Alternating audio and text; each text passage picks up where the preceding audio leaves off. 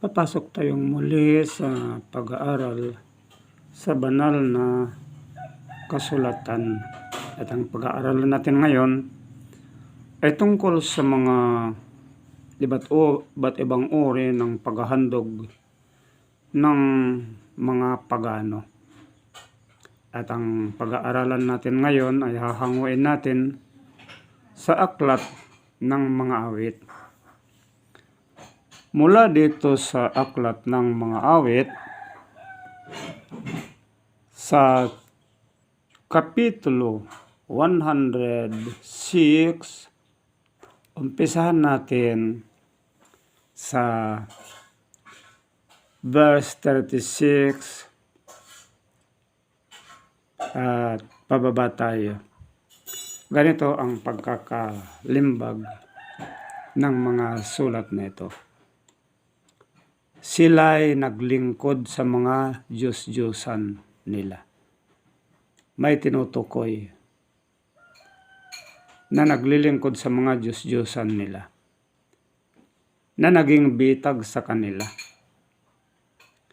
Kanilang inialay ang kanilang mga anak na lalaki at ang mga anak na babae sa mga demonyo.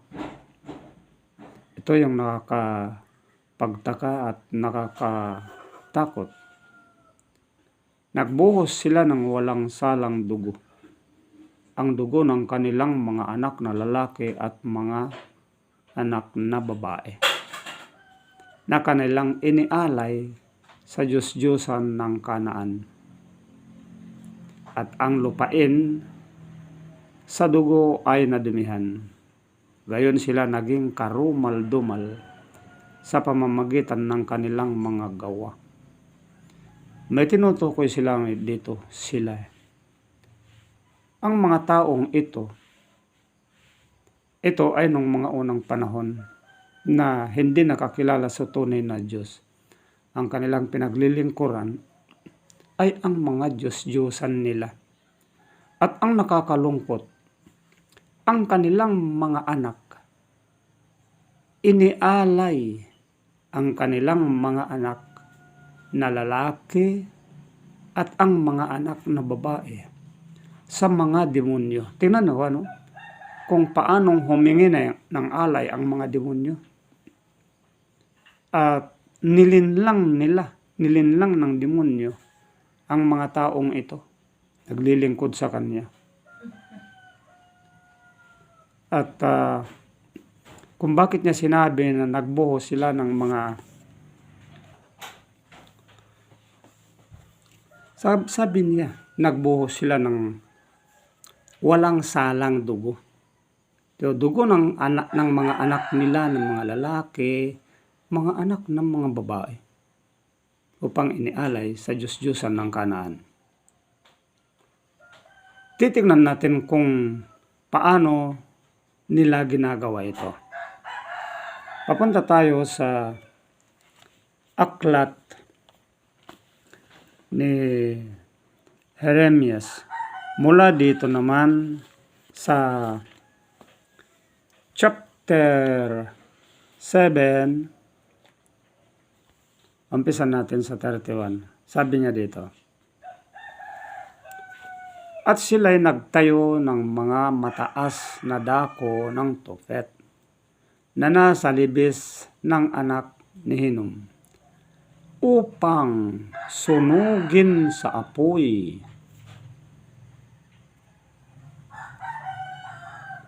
ang kanilang mga anak na lalaki at babae, sa hindi ko ipinag-utos o dumating man sa aking pag-iisip. Ito yung nakakapagtaka, maging ang Panginoon ay masyadong nalumbay dito ang Panginoon, sapagkat yung mga anak nila na walang kamalay-malay, no? Mga anak na lalaki at babae, sabi niya, upang sunugin sa apoy. Gaano katigas ang damdamin ng mga magulang na yung mga ama na yon, na iniaalay nila ang kanilang mga anak na lalaki at babae sa mga Diyos-Diyosan upang sunugin. Paano nila makayanang panuorin ang kanilang anak na sila mismo ang sumusunog sa kanilang anak? Sinusunog nila sa apoy upang ialay lamang sa kanilang mga Diyos-Diyosan. So, ang mga taong ito, ang mga taong ito ang talagang kampon ng demonyo. Sila talaga ay sumasamba sa mga Diyos-Diyosan.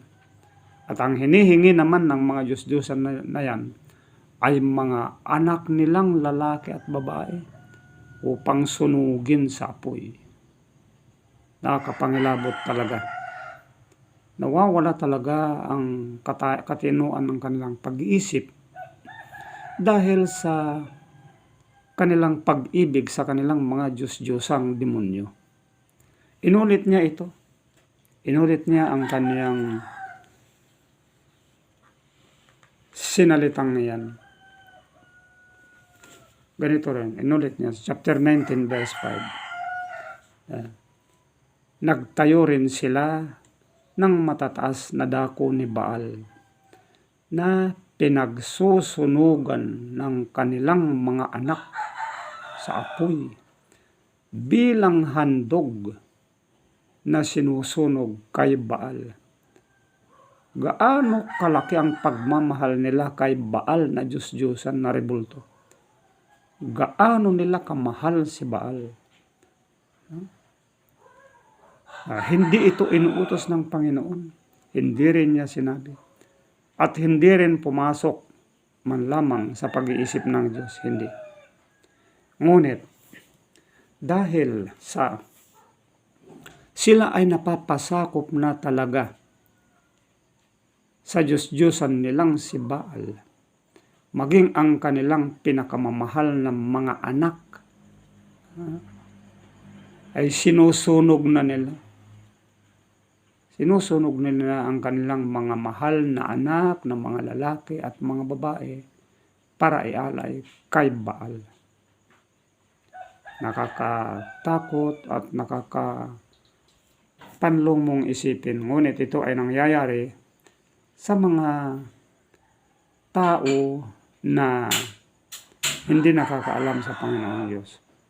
Kahit ngayon, may mga tao pa rin na hindi nakakaalam sa tunay na Diyos at sila pa rin ay naglilingkod sa mga demonyo. Naglilingkod sila sa mga Diyos-Diyosan. At ito ay maliwanag pa rin na sinasabi na kahit dito ngayon, kahit sa panahong ito ngayon, may mga naglilingkod pa rin sa Diyos-Diyosan nila. Ang hindi kumikilala sa tunay na Diyos at hindi sumusunod sa kautusan ng tunay na Diyos na lumanlang ng langit, ng lupa, ng dagat at ng mga bukal ng tubig, sila yung mga naglilingkod sa Diyos-Diyosan. Dahil tinatalikuran nila ang kautusan, banal na kautusan ng Panginoong Diyos na dapat sana ay kanilang taglayin, kanilang sundin sa pananampalataya. Ngunit dito, naglilingkod sila sa kanilang Diyos-Diyosan. So, dito naman ngayon, sa bagong panahon, ang mga nagsisipaglingkod ngayon sa mga Diyos-Diyosan, sa mga rebulto, maraming naglilingkod sa mga rebulto ngayon.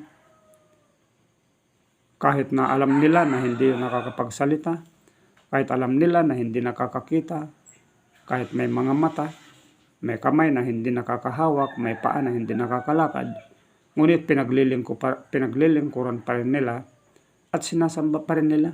Isinasama pa rin nila ang kanilang mga anak na lalaki at mga anak na babae upang sumamba sila sa mga Diyos-Diyosan, sa mga rebulto, at ito ay mga demonyo. Makikita na natin ngayon na ang pagkakaiba lang ngayon, yung sila noon ay iniaalay nila ang kanilang mga anak na lalaki at mga babae kay Baal, sinusunog nila. Ngayon, hindi naman na nila sinusunog. Ngunit, sumasamba pa rin naman sila sa mga Diyos-Diyosan, sa mga rebulto. At sinasama pa rin nila ang kanilang mga anak na lalaki at mga anak na babae. Inihahandog pa rin nila sa mga demonyo. Nakakalungkot pa rin isipin na marami pa rin mga tao na hindi namumulat ang kanilang mga mata sa katotohanan, kundi sila ay ligaw pa rin at sila pa rin ay naging katuwaan pa rin ng mga demonyo sa kanilang paglilingkod sa kanila.